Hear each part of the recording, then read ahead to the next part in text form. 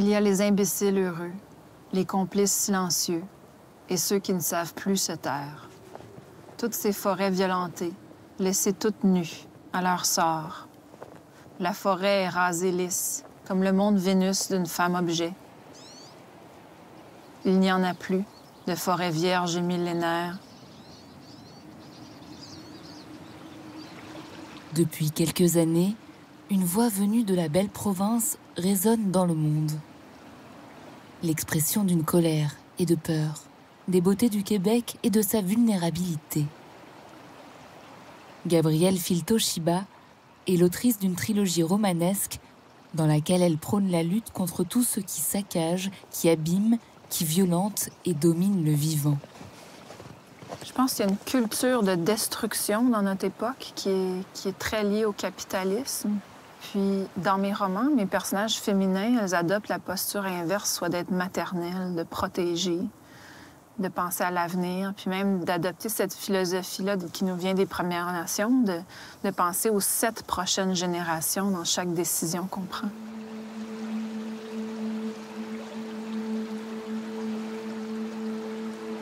Vivre dans les Laurentides, c'est habiter en pleine forêt dans un concentré de nature québécoise à moins de 2 heures de voiture de Montréal. Comme Gabrielle Filto-Shiba, ces héroïnes ont fui la grande ville boréale et sa fureur pour devenir les gardiennes des espaces sauvages de cette province du Canada.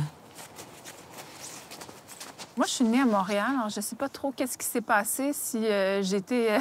mes parents sont partis avec le mauvais bébé ou quoi, mais je me suis jamais bien sentie en ville.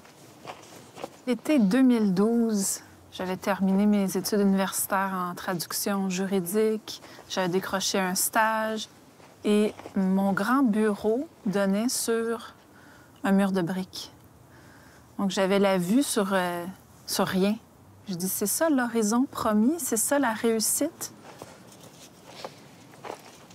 Quand on grandit en ville, puis qu'on est stressé à cause de la crise climatique, on s'imagine que la fin du monde est à nos portes. Hein? Il y a une espèce de détresse de toute ma génération. De est-ce qu'on a réellement un avenir?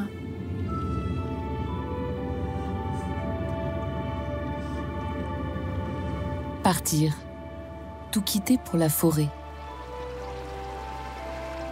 À l'âge de 25 ans, Gabrielle Filto-Shiba ose le grand saut. Son expérience initiatique devient le matériau de son premier roman, paru en 2018 au Québec, intitulé Encabané. Chaque kilomètre qui m'éloigne de Montréal est un pas de plus dans le pèlerinage vers la seule cathédrale qui m'inspire la foi.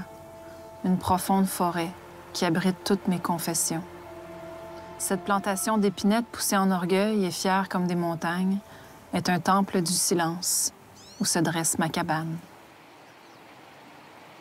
C'est sur le bord de la rivière Kamouraska, avec vraiment des traces d'animaux partout sur le bord de l'eau.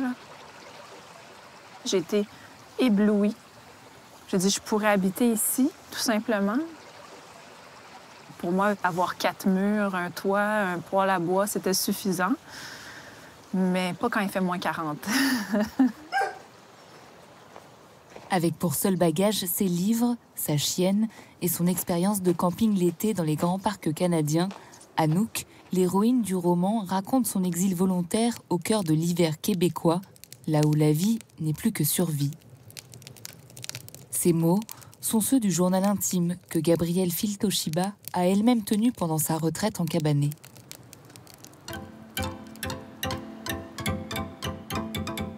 À mes fenêtres, c'était comme des barreaux. C'est des glaçons, c'est magnifique, mais j'étais prisonnière de mon projet qui était censé être une espèce de voyage d'évasion, puis qui finalement se refermait sur moi comme un piège. Tout ce qui comptait, c'était le feu, c'était la chaleur, c'était le bois, c'était fendre le bois, rentrer le bois, corder le bois pour ne pas en manquer. J'avais peur de mourir gelée.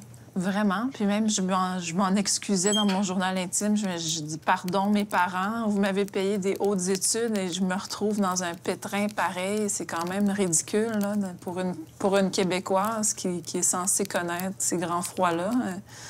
Et en même temps, je trouvais que c'était un défi vraiment fascinant parce que nos grands-mères, nos arrière-grands-mères avaient vécu comme ça, avaient élevé une dizaine d'enfants dans des conditions extrêmes. Le combat vital contre le froid intense de l'hiver dans la forêt québécoise, Anouk doit continuellement le mener, en particulier la nuit, lorsque d'autres dangers se font jour. C'est à ce moment-là que les coyotes sortaient. J'étais terrifiée. Moi, j'avais l'impression qu'ils voulaient me dévorer. C'est des peurs apprises, hein? Ça nous vient du cinéma, des contes de fées, que les animaux dans la forêt sont méchants. En fait, non, c'était des chants de joie. Ce que j'ai compris, c'est que à cette période-là, que les Autochtones appellent la pleine lune des loups en janvier, c'est la saison des amours. Alors, ils chantent comme une fête, pour se rassembler, pour s'attirer.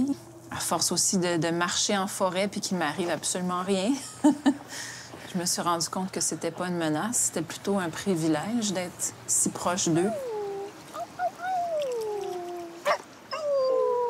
Au fil de l'hiver, Anouk apprend à reconnaître les traces de ceux qui vivent tout autour de la cabane, au cœur de ce qui est au départ leur territoire naturel.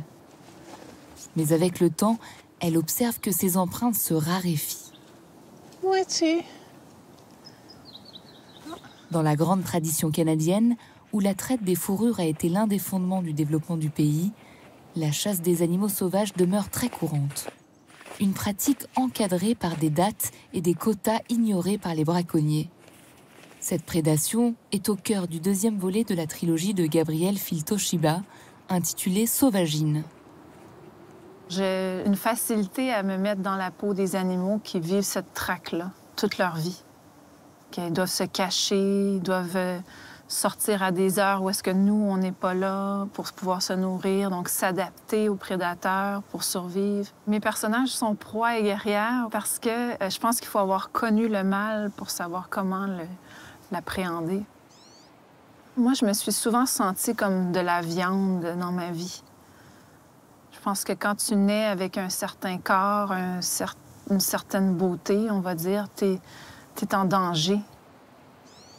Ce lien entre la surexploitation de la nature et de la faune sauvage et la domination des femmes par l'homme, pilier de l'écoféminisme, Raphaël, l'héroïne de Sauvagine, l'éprouve au quotidien.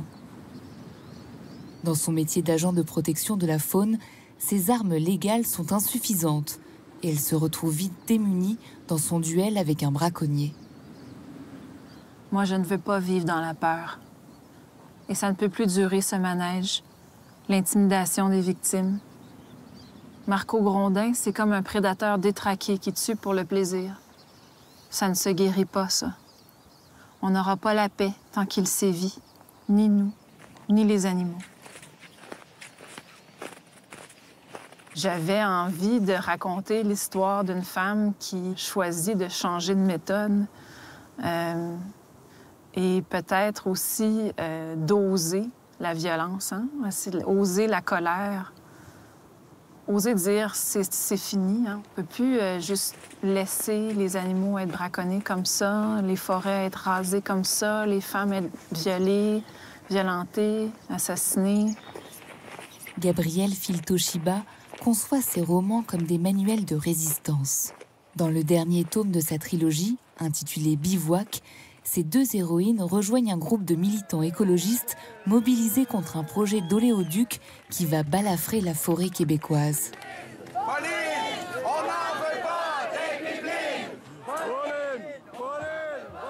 Plus qu'une trentaine de mètres, et Gros-Pin se dresse devant nous, enfin. Sa majesté, sérénissime géant vert à bras ouverts. Ses gigantesques racines sillonnent le tapis d'épines orangé à ses pieds. Nous approchons peut-être du plus vieux pin blanc de la Nouvelle-France. Pour incarner le combat de ces éco-guerriers, l'autrice met au cœur de son roman un personnage végétal. Ce pin blanc fait réellement partie d'une ancienne forêt du Québec où tout le monde l'appelle Gros Pin. Pourquoi Gros Pin est si important? C'est parce qu'il précède l'arrivée de nous, les Blancs, en Amérique. Avant, les forêts étaient toutes peuplées d'arbres immenses comme ça. C'est les forêts anciennes qui qui nourrissent les caribous. Les caribous qui sont en voie de disparition ici, ils se nourrissent des mousses qui ne poussent qu'aux arbres anciens. Donc, Gros Pin a eu la chance de survivre, puis il a servi de drapeau pour marquer la frontière Canada-États-Unis. C'est pour ça qu'il est si important, il y a la force du symbole. Avec cette armée d'activistes pacifistes qui se soulèvent pour défendre Gros Pin, l'autrice rend hommage à ceux qui se mettent en danger au quotidien dans la forêt québécoise au nom de la protection d'un bien commun. En s'opposant à un projet du gouvernement canadien, ils sont considérés par la loi comme des terroristes intérieurs. Les écologistes n'ont pas une très longue espérance de vie. Il y a des conflits, il y a des blessés, il y a des morts, il y a des assassinats, il ne faut pas se le cacher. Donc oui, c'est dangereux. Moi, j'ai eu une époque où j'étais plus sur le terrain. C'était avant d'être maman. J'étais de toutes les manifs. Je me suis aussi habillée tout en noir la nuit pour aller poser des pancartes tout le long des autoroutes.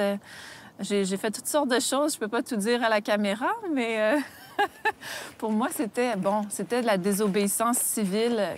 Là, j'ai décidé de me retirer. Je fais une mobilisation à un autre niveau. Depuis plusieurs années, l'autrice québécoise achète des parcelles de forêt pour les sanctuariser.